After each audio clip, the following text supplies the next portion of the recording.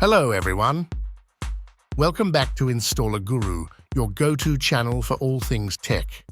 I'm Sudip, and today we have an important tutorial on how to convert a replication domain controller to a master domain controller in Windows ActiveDirectory.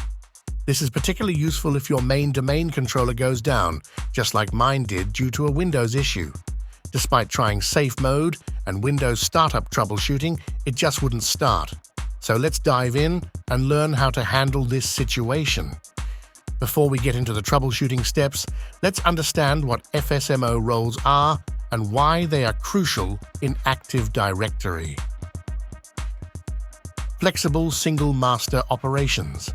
FSMO roles are specialized domain controller tasks in an ActiveDirectory environment. There are 5 key roles. Schema Master controls all updates and modifications to the schema. The schema is the blueprint of ActiveDirectory, defining all object classes and attributes. Domain Naming Master manages the addition and removal of domains in the forest.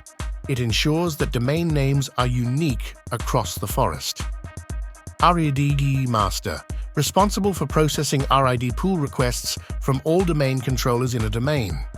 It ensures each domain controller gets a unique pool of RIDs for creating security principles like users and groups.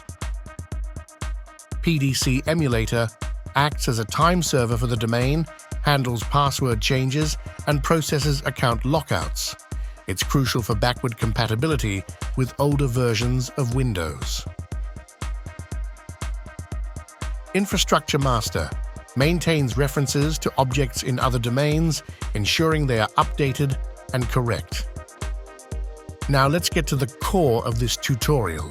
I'll guide you step by step on how to seize these FSMO roles from the failed domain controller and assign them to a replication domain controller.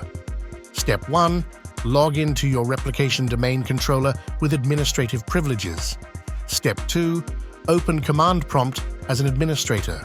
Step 3. Type ntdsutil and press Enter. This will start the ntds utility. Step 4. Enter FSMO maintenance mode by typing roles and pressing Enter.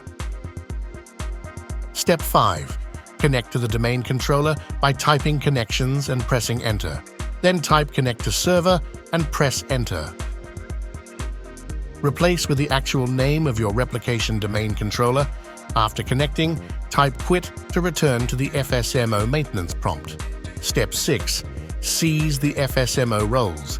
Type the following commands one by one and confirm each action when prompted.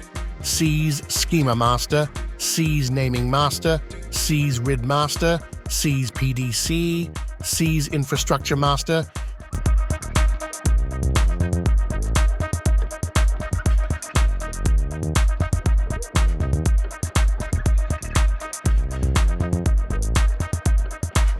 Step 7. Verify the FSMO roles. After seizing the roles, you can verify them using netdom query FSMO. If this command doesn't work, make sure RS8, Remote Server Administration Tools, is installed on your server. Let's also quickly go over how to verify the FSMO roles using PowerShell and the ActiveDirectory tools. In PowerShell, run the following commands to check the FSMO roles. Using ActiveDirectory users and computers, right-click your domain, select Operations Masters, and verify the RID, PDC, and Infrastructure roles. Using the ActiveDirectory Schema snap-in, right-click ActiveDirectory Schema, select Operations Master, and verify the Schema Master role. And that's it. You've successfully seized the FSMO roles and converted your replication domain controller into a master domain controller.